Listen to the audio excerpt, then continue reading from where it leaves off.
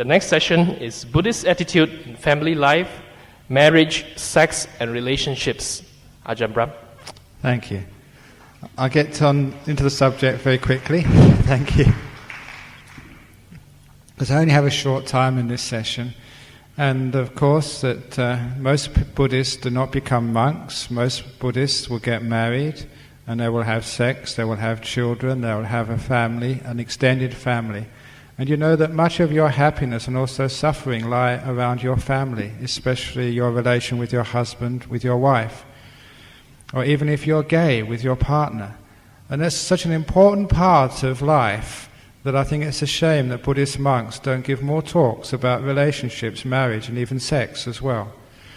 And again, even though that my experience of those things is 30, 40 years old now, when I had my last relationship with a woman, still that living as a monk and understanding the ways of the mind and doing lots of counselling, you've got a lot of understanding and knowledge of what goes on, especially the basics of having a good relationship with somebody else. And of course, that once you have a relationship with somebody else, that relationship binds you and it actually makes you a different person than you were before. It's before you have a relationship, it's just me. After a relationship, it's us. There's another sort of mechanism happens there.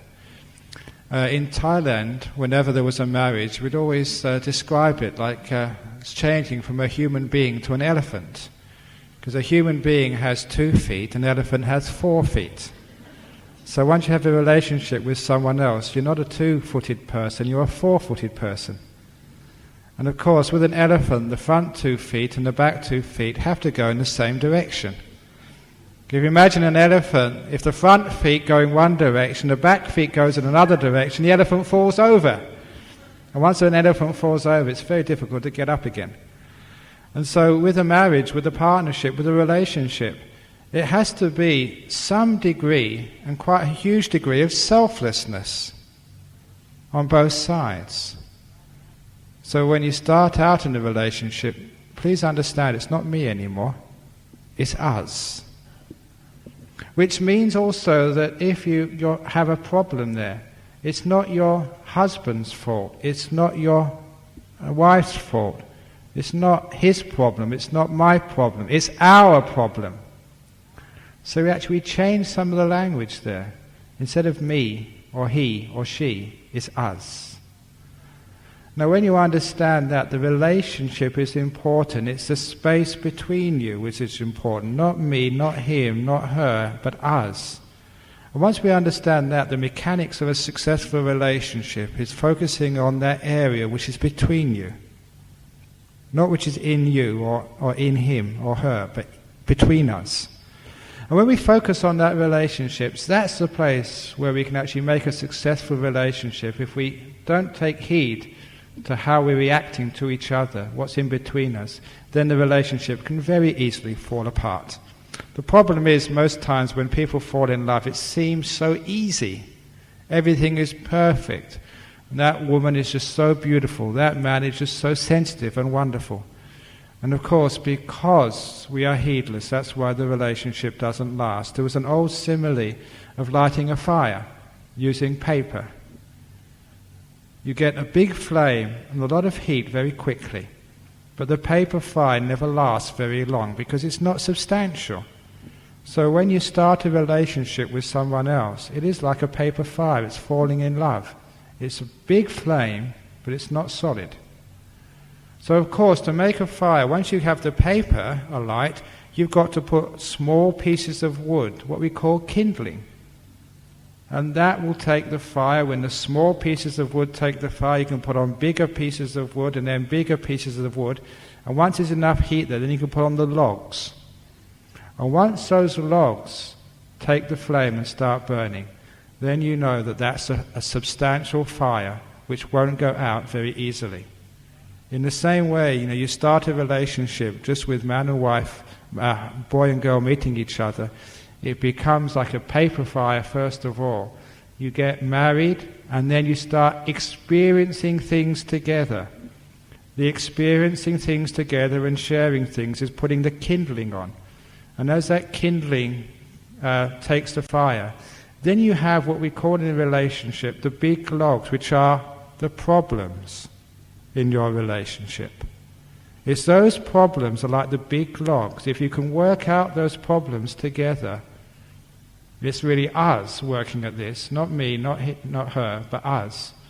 Then it's those big logs, once they take the flame, once you work out the difficult times together, the problems together, and you get through them, that's when you have a solid relationship. So understanding that the problems which you face in your relationship together are actually, if they're used properly, that's the glue, that's the fuel which will give you a very solid relationship together. So when the problems come, first of all, accept them, you know they're going to happen, and work at them together.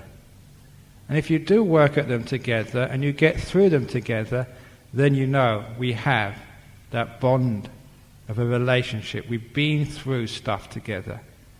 Because you know, this is how relationships happen. When we do things together, when we work together, especially when we have a problem, a difficulty, we solve it together, that's where we get that sense of relationship community. It might be just like the BGF. When they organize something together, it's difficult, but they go there and they do it and they succeed. There's that sense of friendship. We're a team. We did it. And that's what happens in a relationship together. It has to take working together. But when there's working together, there always has to be a selflessness there, which is why I still say that marriage is a valid spiritual path. You have to give up your own concerns and ideas, what you want in a marriage. That's why it is maybe not as an intense a path as being a monk or a nun, but it's still, you have to have a lot of renunciation when you get married and have a relationship. There's also a degree of celibacy as well, because when you get married, you're committing yourself to one girl, to one boy. I don't mean like, you have one girl and one boy. You just have one girl or one boy, not both. That's what I meant. You just committed yourself to one partner in life. And it's nature. You may be married, you may be committed, but you might see someone who looks more beautiful, more attractive, because this is the nature of your human body. Now your hormones will react to somebody else. And because of that you will be tempted from time to time. That's nature. But just like as a young monk, I would be tempted several times. But I said, no, I want to be a monk. I'm not going to indulge those thoughts. I'm not going to break my precepts. So you stop. And that way that you become a good monk who can actually help and inspire others. In marriage, you may think that you're committed to that girl forever, but the time will come when you see someone else who's really attractive and really nice. And you've got to do the same sorts of things which I have to do, to say no. For you men, I'll share one of the tricks which I used to do when I was a young monk. If I saw a very beautiful girl, she'd be very, very attractive, I noticed the way that lust actually comes up. Because as soon as you see a nice girl, you actually look for that part of her which was the most beautiful. It could be her hair, her shape, her bosom or her bottom, whatever you like. That's what you go to straight away. And I realized that's actually the way of lust. You'd actually look at the thing which stimulated your lust even more. So because I was committed to being a monk, and I did not want to leave my monkhood, to counter that, I made this little trick of mine, that whenever I saw a beautiful girl who I really liked, I deliberately not look for the parts of her which were even more beautiful. I start to look for her ugly parts. In particular, I'd look for the pimples on her face. And there was never one girl who didn't have a pimple. So once I saw her pimple, I realized she was not perfect. She was not like some Aphrodite, some Greek goddess of perfection. I realized that that girl was a human being. And so the fantasy started to disappear. So all of you men who are married, who are in relationships, if you actually do see a pretty girl, look for her pimples. if you are a man, or so if a woman, and you're married, you've got a partner in life, and you see this other boy who looks really hot, don't just go for, what you think is hot about him. Look for his faults. Look for his dentures. If he hasn't got dentures, look for his fillings in his teeth. Or look for the grey bits of hair, or whatever it is, which will actually take away that desire for lust. Because if you don't do that, and you indulge for too long, what happens is you get caught up in a fantasy and you go crazy. It is a craziness when you have lust, and sometimes it's so sad because you get a couple who are committed to each other, a man who loves his wife, a wife who loves her husband. They really are committed to them, but because of craziness, lust comes up into their mind and they literally go mad. They don't know what they're doing. And before they know it, they think they're just playing, they think they're in control. Before they know it, they're having an affair. And they think that it's no big problem, because lust is like that. It deceives us. And it is a problem. And it breaks your whole marriage. And that creates huge amounts of suffering. For you, who's the adulterer, but also for your partner and for your children as well. And it all comes because we were heedless at the very beginning. We thought we were in control. We didn't see that madness, that disease come up within us. So when you have a relationship, please commit yourself to that relationship, but also know the dangers. As long as you know the dangers are out there for you, you'll be able to take heed. And because you take heed, you don't get caught by those dangers. The Buddha gave the simile of just like this tree in the forest, and had these beautiful little creepers would go around you. And if you see the young creepers in the forest, they're just so soft and so tender. It's just so nice to be curled up around a tree. But after a while, that creeper, even though it's very soft at the beginning, it becomes very tough and very wooden, and it strangles the tree and kills it. So you've got to be very careful there, because what looks like being a lot of fun in the beginning can sometimes kill you. So if you are going to have a relationship, remember from the very beginning there's a lot of selflessness and renunciation are going to be asked of you. Not only do you, when you see someone else who attracts you, you have to say no, and that can be hard sometimes because you committed yourself to one person. That's a renunciation, that's a type of celibacy. But also with your partner, you have to actually learn how to let go of what you want as well. Instead of thinking what I want, what I need, it's what we need. So it's not self-fulfillment anymore, because self-fulfillment is just selfishness, and it does not lead to inner happiness. It's always renunciation of selfishness, of ego, of wanting, of desire and craving, which as the Buddha made very clear. That's the way to happiness. So as a partner in a relationship, if you can really let go and abandon your desires for us, for the family, then it does become a valid spiritual path. In other words, it's a path which leads to happiness. Sure, you'll have arguments, and sometimes even great arguments when you are in a relationship. Remember, when you are apart, it's like there's a distance between you. The closer you are, the more friction, the more heat there is. Which is why I've known many relationships, especially in Australia, where the husband has been working in the mining communities in the north of Western Australia, and so has been like 2 weeks off work, then 1 week back at home, then another 2 weeks away. And their relationships were wonderful when the wife had 2 weeks away from her husband. What happened next is the husband said, "Oh, I miss you, darling." And so they changed their job and get a job in Perth so they can stay at home all the time. And that's when the problems start. Because sometimes when there's a little bit of separation, there's not so much heat generated, but when they're with each other every day, obviously the different characters will create a little bit of friction. Now the point is, you know that's going to happen. When you know it's going to happen, then you can make sure you know how to deal with it when it happens. And of course the way how to deal with these things when it happens is actually to keep things in perspective. The little argument, the reason why you have difference of opinion with your partner, even the anger or the words, always remember that there's something which is more important than that, which is your marriage, your love together. And I won't repeat the story of the chicken and the duck. That's in the book. Always remember that story about what is really important in marriage. Arguments are not as important as your commitment and love together. Once you understand that, you may lose your way for a short while, but always, when you've had an argument, always make up. In Buddhism, the higher person, the most praiseworthy person, is not the one who's right, because in an argument, no one is right. You're both wrong. Doesn't matter, who you think's in the right. If an argument, you're both wrong.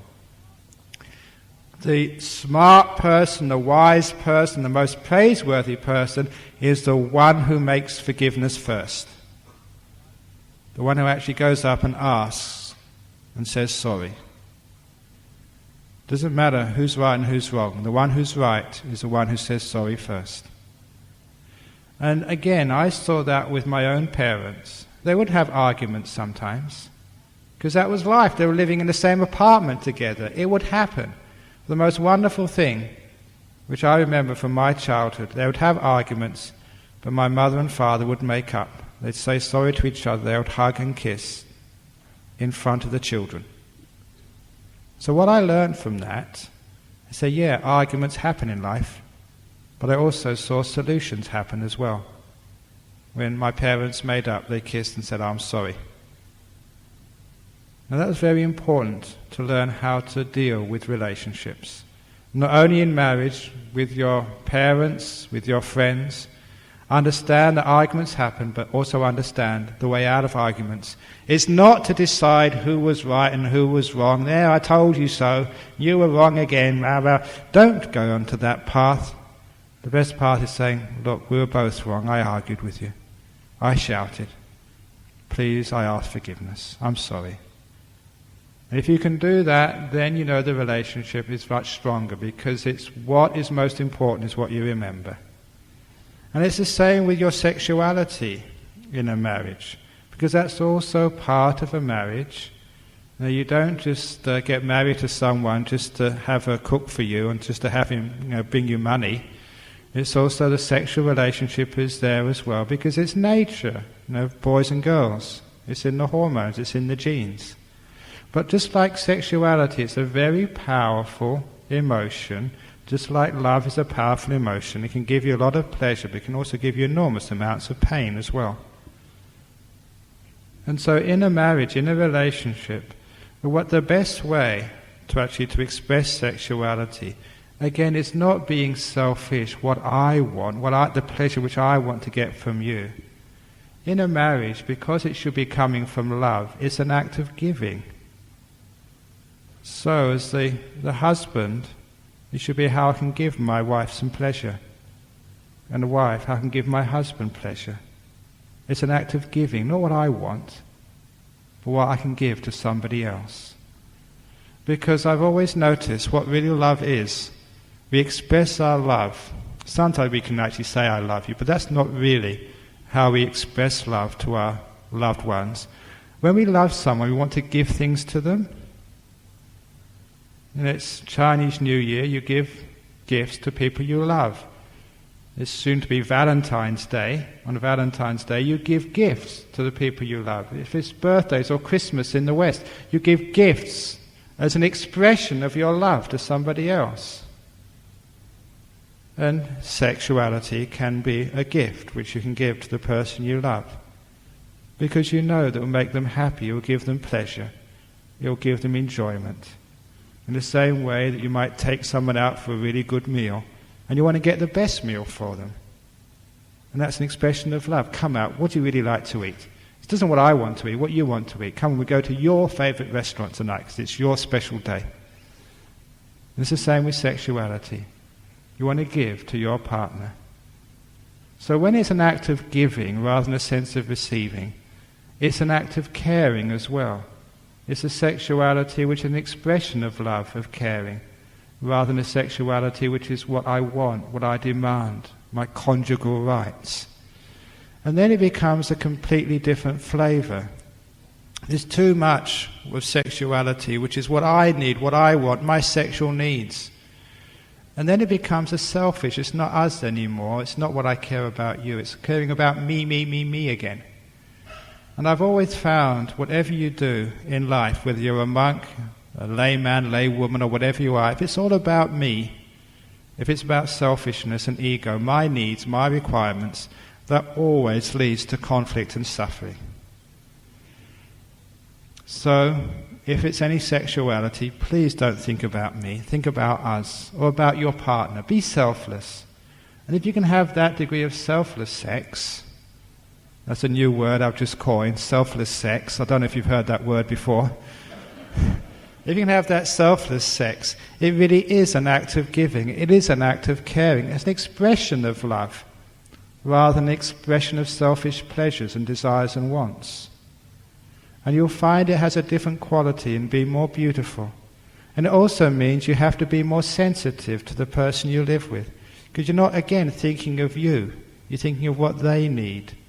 And you're being more sensitive to their responses and what they're doing as you perform that sexual act. Now you're becoming more in tune with the person you live with. And you can see after that sexual act is completed, because throughout the whole time this has been your gift to your partner. You've been sensitive, you've been trying to care for them, look after them, turn them on, make them happy, give them pleasure, give them joy. Because that's been your motivation throughout that whole process. You can imagine that that has been an expression of your love towards your partner. It's been a highly intimate, sensitive act of giving.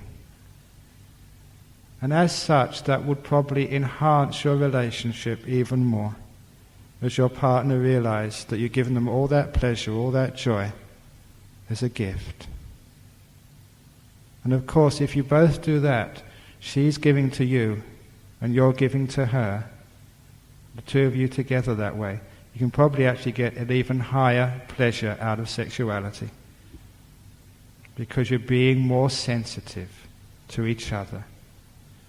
So I think that will enhance even the pleasure of sexuality, as well as your giving to each other, as your intimacy, your love towards one another. And of course that's the most important. I've heard and read before that in the sexual act, the woman wants intimacy and the man wants pleasure. But I think that's too much of a generalization. And I think that, okay, the man likes the pleasure, but they also like the intimacy as well. Yeah, sure, the woman likes the intimacy, but she also likes the pleasure as well. You know, one of the things I found in my years as a monk, the difference between men and women are not that great. I know that book, Men Are From Mars and Women Are From Venus, but people have been to Mars and never seen any men up there. They've been to Venus, there's no women up there. Men are from Earth, women are from Earth. In other words, we have a lot more in common than you'd ever give ground for. But sometimes we only see half the story because I'm in a man's body or you're in a woman's body or whatever body you're in. But actually, if you could see the other side, you find actually we do have a lot in common. Men do love intimacy. Women do love the pleasure. In fact, the sexual act is very much a joint venture. And so that when it really is a joint venture, there is cooperation there, it will enhance your relationship together. And of course, because it's a sensitivity, it's not what I want, it's what I can give to you. Again, there's never any of these problems of like using sex as a bargaining chip in your marriage, which sometimes happens, especially in Western marriages. If you behave yourself and come home early, I'll have sex with you. If you speak nicely to me, then okay, we'll have sex with you. And if it becomes like a bargaining chip in your marriage, there's something terribly wrong there. Because it's not something which I want, it's something which I need to give you. I care for you. I love you. That means I care. How can I make you happy? Even as a monk, we used to have this routine of when we used to give out the food in the morning. Because there was many monks, 2 or 3 monks would be given the job of taking the pots of food and actually serving the monks. And we just put a bit of food into each monk's bowl. And when I started doing that, I thought, monks aren't supposed to have desires, so I'm going to just put the food anywhere. And one of the senior monks told me, no, don't do that. Because if I'm a young monk, you're not supposed to be torturing your monks. You would like your food in different places in your bowl. Your sort of sweets over here, the curries over there, the savouries in another point in your bowl. So if that's what you would like, that's how you should treat your fellow monks. So find out what your fellow monks like, and then just give them that type of food, and give them a lot of that food. Be kind to your fellow monks, I was taught. And of course that led to harmony.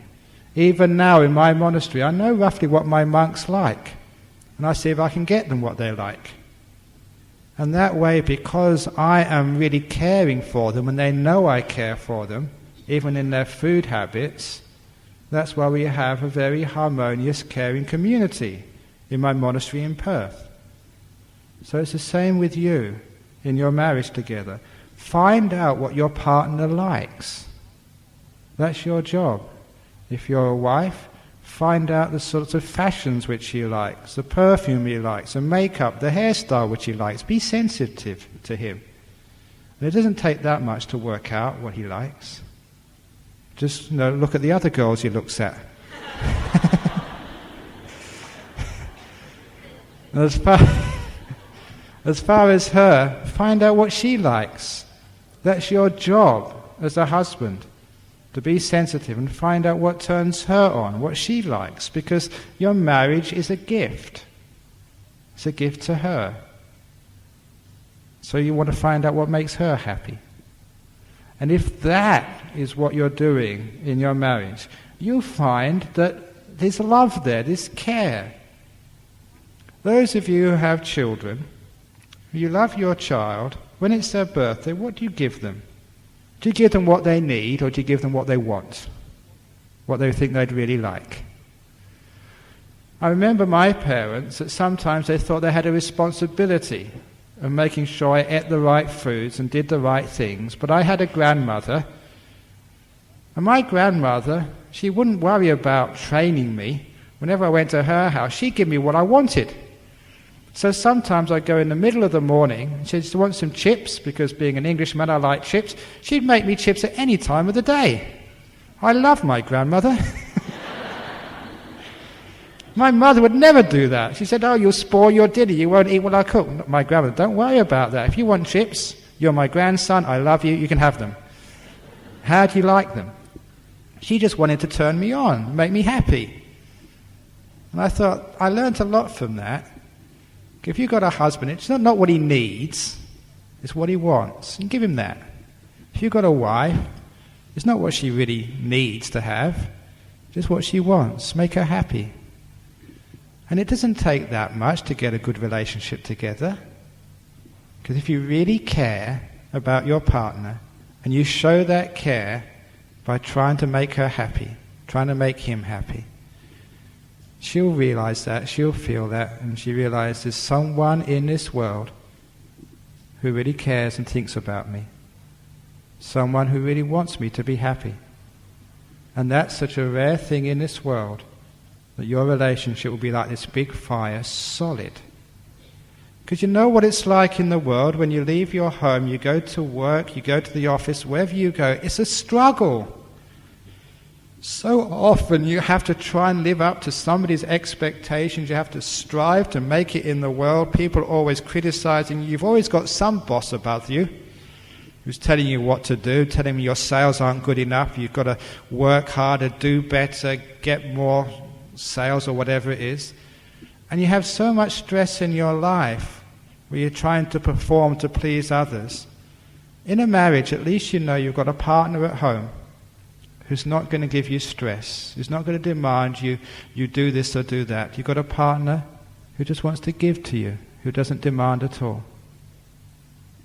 Wouldn't that be wonderful to have a partner like that? Someone you don't have to please. In other words, you don't think, I've got to live up to this, I've got to live up to that, because you know your partner will accept you for who you are. So your job is actually to have that relationship of trust and sensitivity, of giving. whether it's in sexuality, in food, or whatever else you do in life. Don't have arguments about, who's making the decisions. Make sure it is a joint decision. In Buddhist monasticism, in the monasteries, we have this wonderful system that if we can't agree, then we can't go forward, we can't make a decision. So that, if there's 4 or 5 monks, and so one of them disagrees, then we can't do anything. We have to be in harmony or we don't do anything at all. So just one monk, even the most junior monk, my monastery's got 20 monks, the most junior monk ordained yesterday can say, I object. I don't think Ajahn Brahm should go to KL. And I wouldn't be able to come. So that's actually how harmony is most important. So if you can't decide, you have some sort of argument there and you can't make a decision, then don't do anything. Wait until both of you come together and actually you do agree. And the best thing to do is be the one who gives in. Be the one who gives in first. It's not just the woman, the man, whoever. If you're the one who always gives in, spiritually, you'll get to Nibbana first. Because you're letting go, you're renouncing. And also, you're the rock on which the marriage is founded. Because you realize it's more important to have harmony. Us is more important than me. So that way that you can actually get a very sensitive and powerful marriage. And the decisions are made. Really, if there's any argument, you should be, I want to do what you want. No, I want to do what you want. No, you want. No, what you want. It has to be that selflessness. Now that might seem idealistic, but that actually works in marriages. It's a caring for the other. Once that caring is there, you have that wonderful relationship. And if you can do that with your partner, as if your partner is almost like your spiritual teacher. We call these things in Buddhism Kalyana Mitta, good friends, beautiful friends. I know that some people, especially in Western countries, they look upon their marriage as like a spiritual partnership. Because it can be that intimate, where you actually share things together and you share your spiritual growth together. Because being so close together in a marriage, in a relationship, you have to work together. It is similar in many respects to being a monk. You have to renounce what you want. You can't do this, you can't do that. When you were free, as it were, as a lay person, you could go wherever you want, do whatever you want, and never had to worry about anybody else. But now you're in a relationship, you have to worry about someone else. Another person is involved. And soon, of course, when you have babies, you have more people you have to care about. That us becomes bigger. It's not a four-footed elephant. Soon it becomes like a centipede. all the feet in your family. And so they all have to work together. And it's not that hard to work together. And in learning how to work together, you learn about cooperation. And if there's one thing which this world needs, it's less individualism and more cooperation. I've said that in schools. I had this idea that in schools, instead of just giving all of the marks to personal achievement at the end of the year in your examinations, you should have at least 30% of your marks at the end of the year, whether it's going to university or just going to the next year at school. Maybe 30% of your marks should be averaged over your whole class. 70% is your personal score, 30% averaged over the whole class. Which would mean it's in your interest as a student in class to look after the weak children in the class, to help them along as well. Because their marks would affect you. Their performance affects your marks. You can see why I'm saying that. Because in real life, in a family or in a company or even in a monastery, it's not a group of individuals. We have to cooperate, and we need to value cooperation and actually reward cooperation. Unfortunately, in our education systems, we only reward individual effort. We only reward competition. So when even we go to a company, it's always individual, me, my achievements. There's no such thing as us, the whole class, except of course in team sports. And in a company, it is a team. In a marriage, in a family, it is a team. In a monastery, in a BGF, it is a team, which we have to learn how to work together. And if we can learn how to work together in schools, I think we can also learn how to work together in life, and maybe there'll be better relationships, and maybe there won't be so many divorces if we can train our children in how to cooperate and how to work together. And as we learn that working together, we can become married, we can actually have a relationship together, and we can learn how to work together in that relationship. Sure, it's hard work, but it's very rewarding. And if you can go through those problems, whether it's sexuality, whether it's learning how to live with each other, learning how to let go of your ideas, learning how to make up, learning how to forgive those faults. Even if he commits adultery, forgive him. Hard thing to do because women feel so proud and they feel that they can't trust the guy anymore. You can if you give him another chance. In Buddhism, we always do things 3 times. I shouldn't say that because the man thinks I've got 3 times.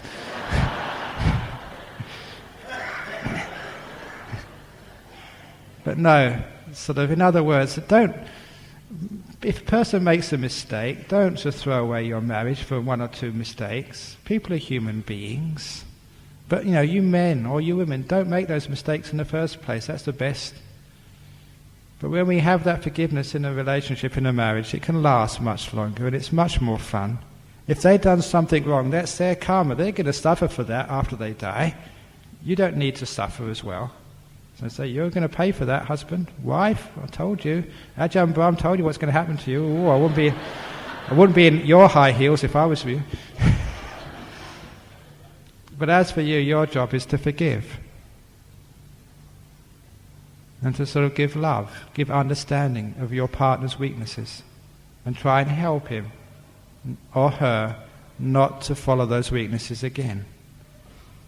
Because, especially when you have children, it's a terrible thing for children to actually experience a divorce of their parents, because their parents are their source of love, their example of love.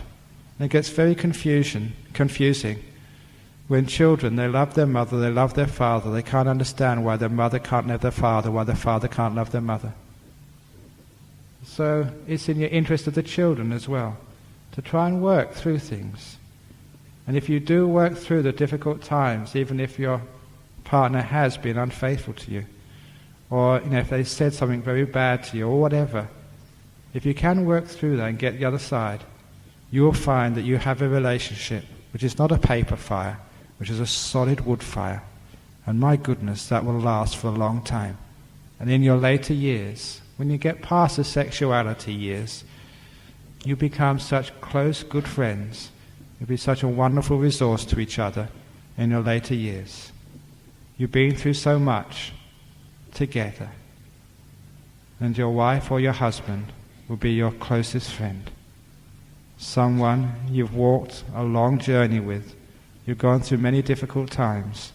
Someone who you know, and they know you better than anybody else. What a wonderful thing that is, to have such a partner in the latter years of your life. So those relationships can be very fulfilling. But it takes a lot of care. It takes a lot of effort. And of course, you know that nothing good happens in life without care, without effort. Even as a monk, I have to work very hard. There's a lot of sacrifice as a monk. But it's not just monks who sacrifice. You sacrifice as well. You have to say no to some of your wants and desires. That's part of life. That's part of Buddhism. So if you're in a relationship, make it a Buddhist relationship. A good and pure one as part of your spiritual journey.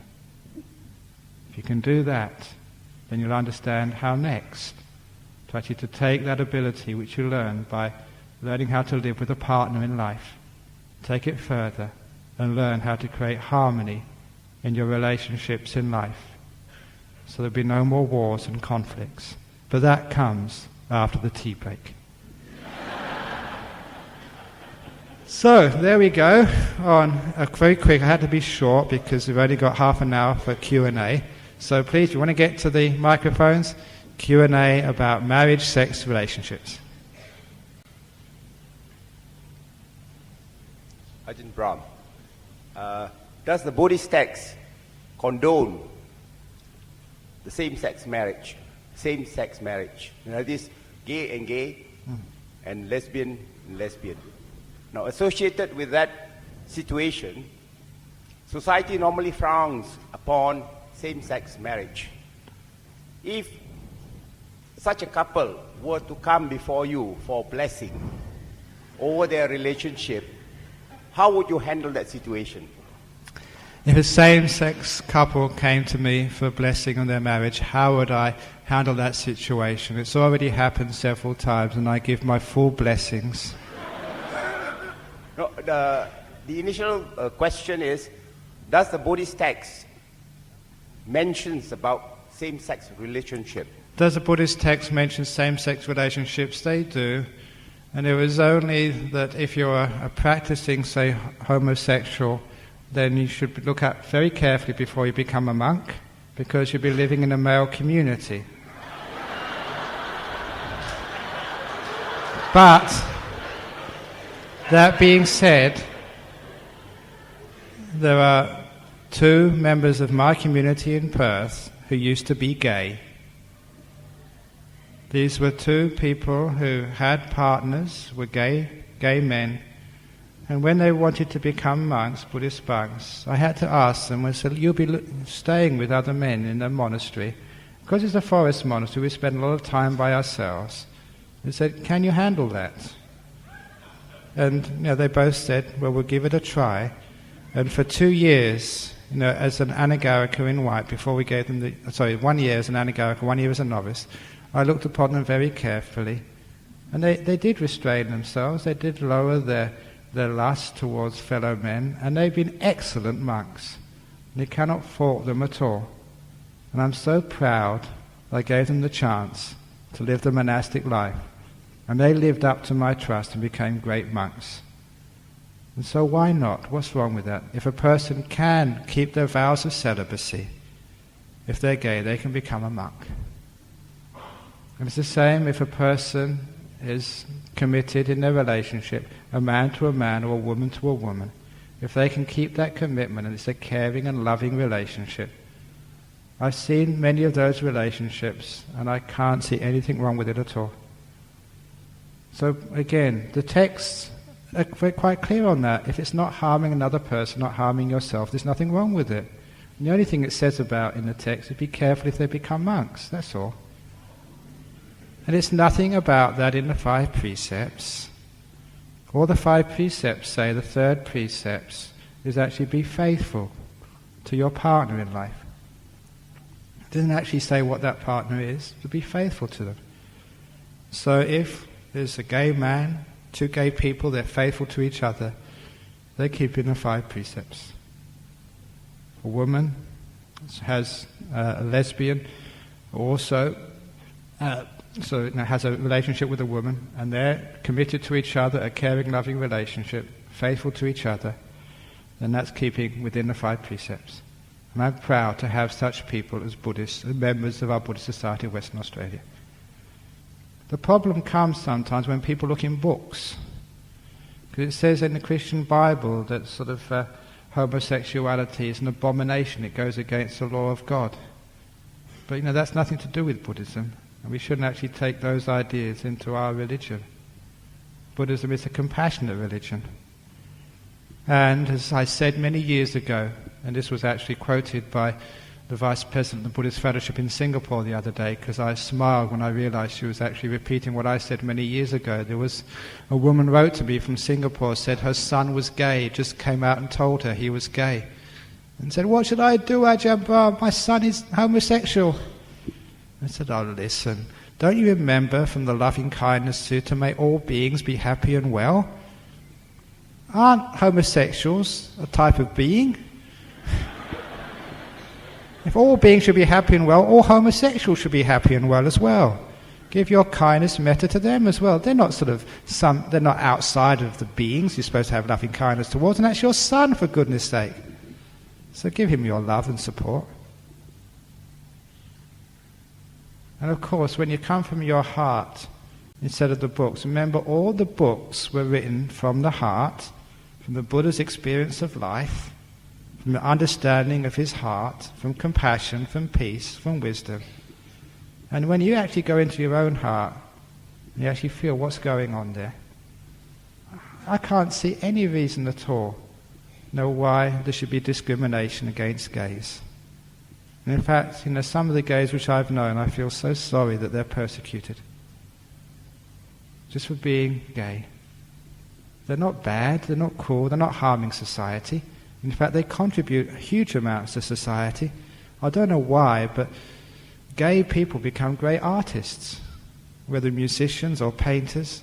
There's something about their gayness which gives them that amazing sensitivity.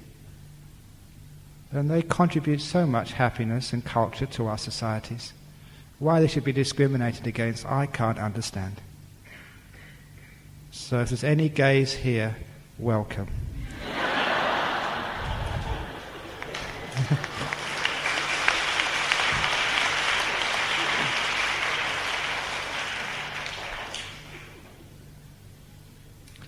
Okay, anything else what about sex before marriage? Yeah. So, tell your sons and daughters, if you are going to have sex, please, have protection. Be honest about it, that many of them will, without telling you. So teach them about protection. And actually, next of all, teach them how to protect their emotions as well. Because it's a huge act of intimacy. And it's not just, the pleasure of the intercourse. There's an emotional interaction there at all. And that can create huge amounts of suffering if it's not done properly. So make sure you tell your sons and daughters, be caring as well as careful when you have sex. Don't just do it casually, just as a pleasure. It's more important than that. It's more precious than that. So make sure that the partner you're with, at least you feel something for them, you care for them. Otherwise, that things will go wrong. And that way, that you're understanding the reality of our world, which is being honest, which is the basic Buddhist principles of honesty, the fourth precept. You're not living in some delusion world of what the world should be. This is what people are like. This is what husbands are like. This is what wives are like. This is what monks are like. What the world is like, what gay people are like, what children are like, what sex is like. Be honest, be truthful. And once you're truthful and honest, then you can actually make use of these things. You can do something about it and avoid all the problems. The biggest difficulty in life is this denial thing, where we don't admit that it's happening. No, my son's not gay. Oh, my daughter would never do that. When she does, when your son is gay. So you're being honest, and once you're honest and truthful to life, you can do something about it. And you can actually make sure that the huge problems which arise from sexuality and from relationships are avoided by facing the problems square on from the very beginning. So talk to your children, bring them up in an honest, good way, to be truthful to themselves and their emotions, and the hormones which rush through their body. As a young man and a young woman, it's so difficult because they're crazy. They're going through puberty, and these incredibly powerful forces in their body. They don't know what to make about them. They're scary sometimes because they're so powerful, and it's very hard to deal with. If they've got a sensitive parent who can sort of take their daughter by the hand and explain what she's feeling, acknowledging that, supporting it, acknowledging your son and supporting him as well, they can do a lot for them in that difficult time of their life when they're finding their partner. They need help. They don't need criticism. They don't need fear. They need support. That's loving kindness. Got another question? Yeah. Yes, Ajahn Brahm. May I know how can we inspire someone close to us, someone who is in depression or has some sort of problem that they can't go through? How do we go about inspiring these people? Say someone who is in our family. Someone in a family who's going through depression, and you want to know how to explain what to them? The way through. How do we inspire these people? How do you inspire her to be? Okay. The thing is, if it's in a family problem like that, you can't give a specific answer, but you can give this beautiful general answer, is that actually just fill your heart with loving kindness, with metta. And if you've got real care, then when you're with that person, you know what to do. You don't need to plan and say, I should do this, I should do that. When I see her, I'll speak this. I'll tell her Ajahn Brahm's story about this. I'll give her a book on Buddhism. I'll give her a CD. I'll do this.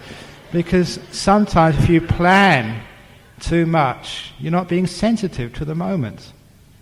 Because sometimes if you're with someone who's depressed, you try and help them and it makes them more depressed.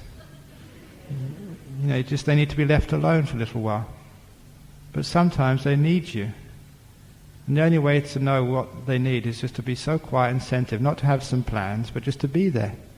And have this sensitivity, this kindness, which knows, okay, when to back off, when actually to engage.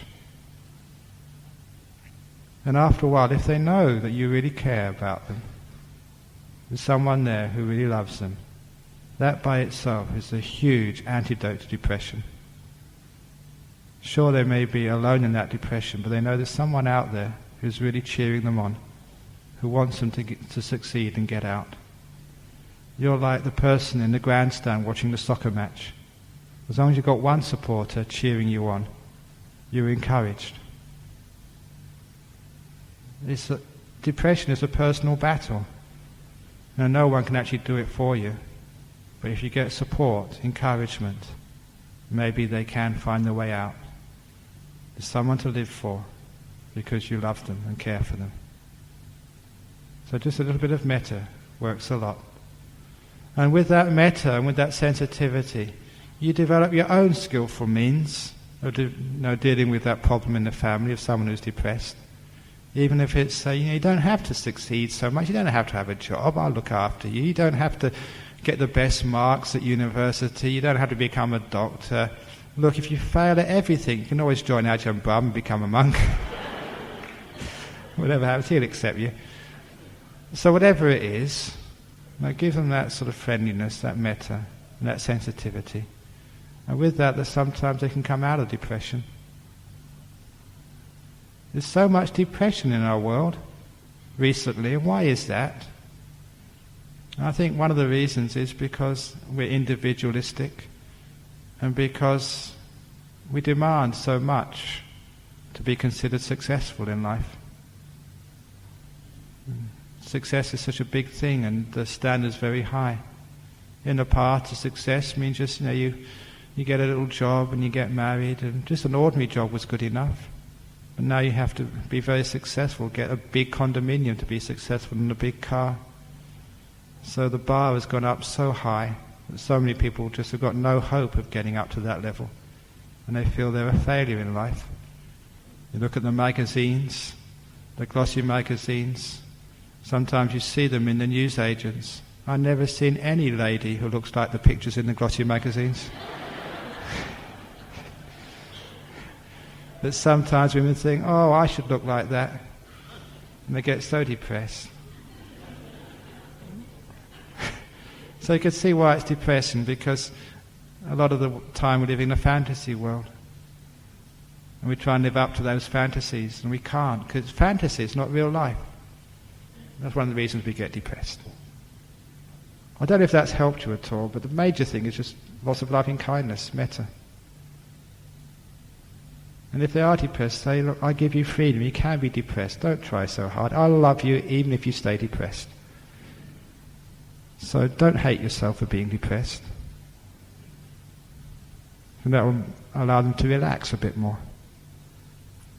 Imagine what it's like being depressed. Everyone wants you to be different. Wants you to get out of being, come on, you can get out of this. Go to see the doctor, there's something wrong with you. So you think, I'm really wrong, I'm depressed. It makes you more depressed. Got another question? Yeah. Ajahn, would you encourage divorcee if the husband has streams of girlfriends? What would the wife do? Right, encourage what? Divorce. Divorce, okay. Only as a last resort. Because, sometimes, like divorce, it's expensive both financially and emotionally. The emotional expense is the most. So, usually it's... by the time people are thinking about divorce, it's a bit late anyway. They've let the fires run out and they're just looking at hatred. But sometimes you ask a person before you get divorced, why did you marry that person to begin with? You saw something in that person you really loved and cared for. Can't you actually see it again?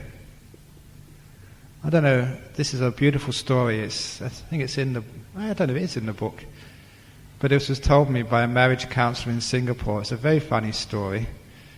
That she was a marriage counsellor and this lady came up and she wanted to divorce her husband. She wanted to know how to do it.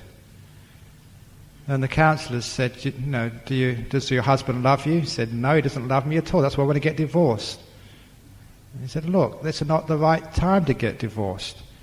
She said, what to do? It's the counsellor saying, you just start dressing up a bit more attractively, be more kind and soft, get your husband to fall in love with you again. And when he falls in love with you, then get divorced. And that will really hurt him. He said, yeah, that's right. So she'd see this counsellor in Singapore once every couple of weeks. How's it going? He said, hey, it's working.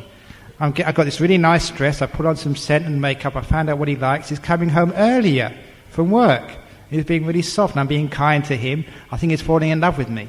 Is he really in love yet? Well, I'm not sure yet. Well, don't get divorced yet. Wait till he's really in love. Yeah. And so she kept on seeing this counsellor. He was falling more in love. And then she stopped seeing the counsellor for about a month. So the counsellor rang her up, said, what's going on? I haven't seen you for a while. And said, what's happening? Does he fall in love with you? Oh, he's fallen in love with me now. Great, it's the time to get divorced. Oh no, she's so nice now. And that very brilliant counsellor saved her marriage. Because she learned how to make her husband fall in love with her again. And of course, once he fell in love with her, she fell back in love with him. It can be done. Because you did it once, you can do it again. But it just takes a bit of effort. So I think sometimes it's worth it. But don't wait till the last moment. When it starts to be a problem there, don't just sort of think it's irreparable. Put some more effort into your marriage at the beginning, in the middle, and the end. And then you can save it. So only as a very, very, very last resort, get divorced. That's what I say anyway. Yeah. Ajahn, in a marriage where there is hardly any fire, how do you start one? Now, seriously, associated with that question is a situation where the male may be impotent or the female may be frigid. Okay. But no one is frigid. Well, what they really need to do, they need to be turned on and inspired. The hormones are still there, they're just lazy.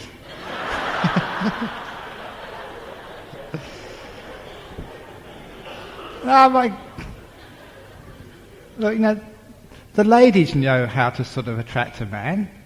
Start doing it again. Go and get one of the magazines for teenagers.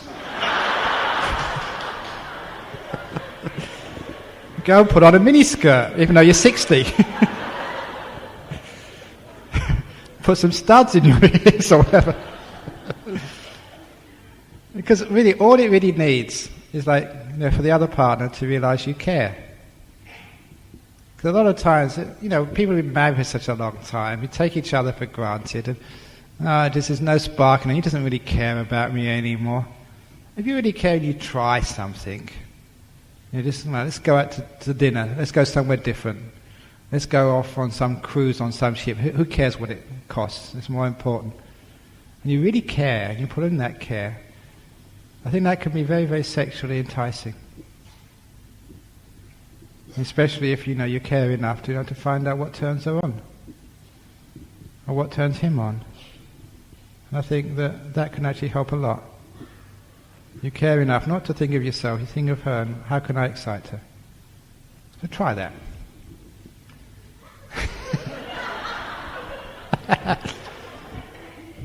Go on, I think it was in Queensland or something, or somewhere in the world, there was a 66-year-old lady gave birth to a child. Sorry? Romanian, yeah, I mean, amazing. So, no, she could do it.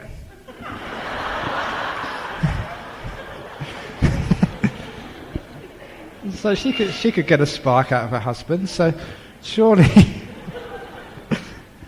She was 60, so how old are you?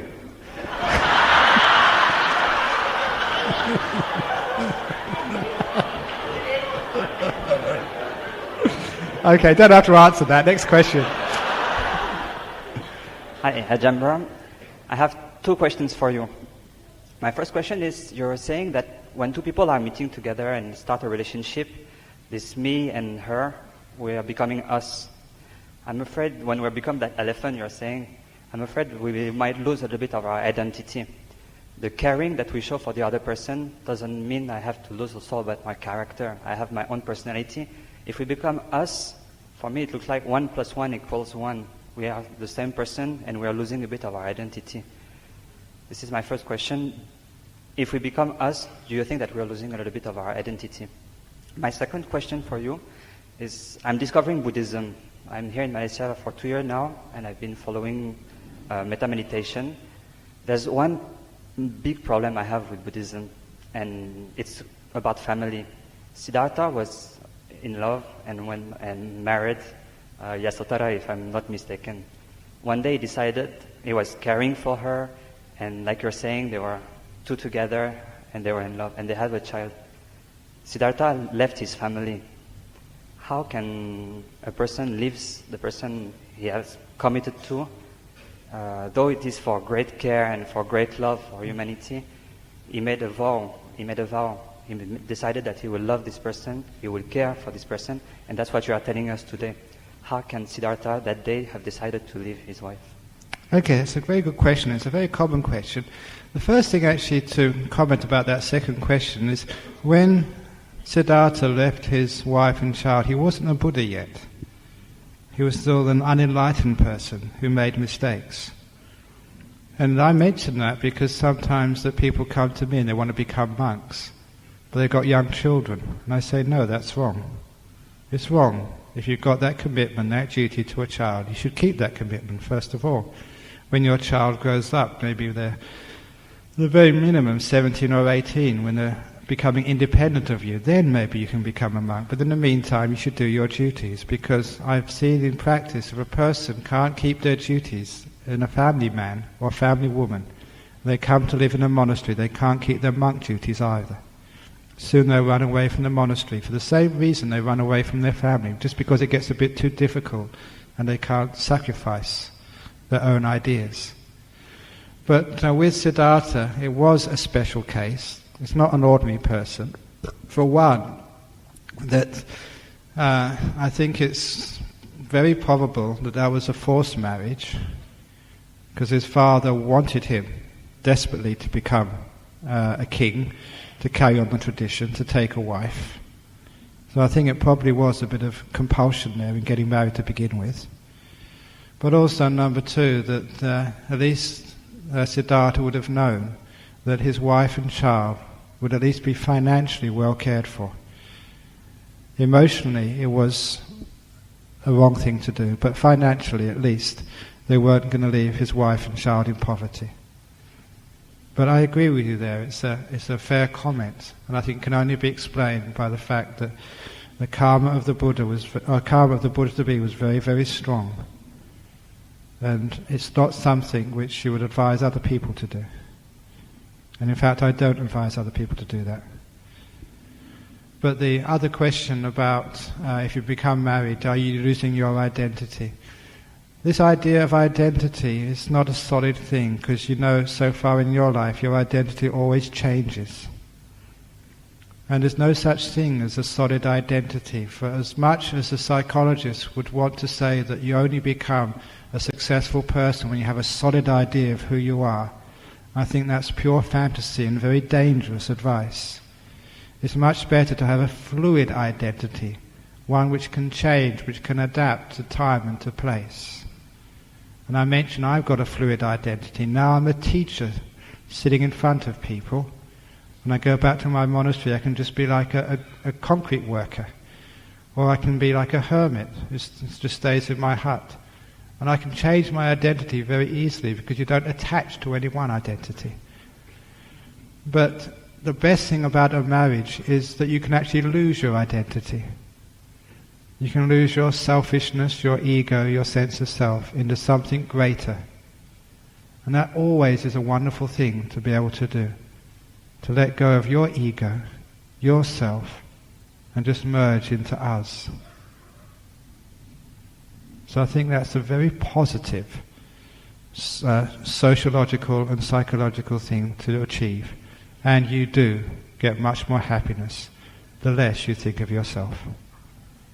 All religions agree on that, and certainly I know that from my own experience. The more I think of other people, the more I sacrifice myself for others, the happier I feel. Even like today, just working all day, I get nothing out of this except a cup of tea and lots of happiness.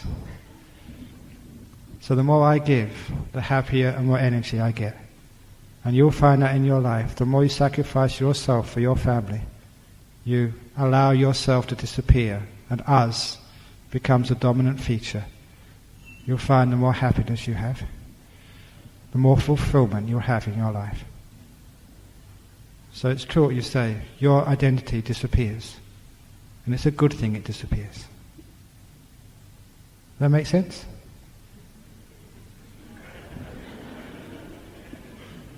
Try it out and see.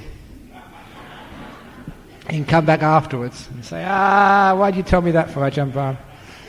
Okay, one final question. Okay, thank you. A kind of a personal question. I just wonder, it's rare to find a Westerner becoming a monk. I just wonder what sparked that prompted you to become a monk. That moment that provided the impetus for you to decide that you want to forgo everything else in the world and become a monk. Well, I know that one lady came up to me and said, I know why you became a monk, Ajahn Brahm. You had a relationship, you fell in love with a girl, and it didn't work out. You became a monk to forget. I said, no, I didn't. That's not true. He said, there you are, you've forgotten.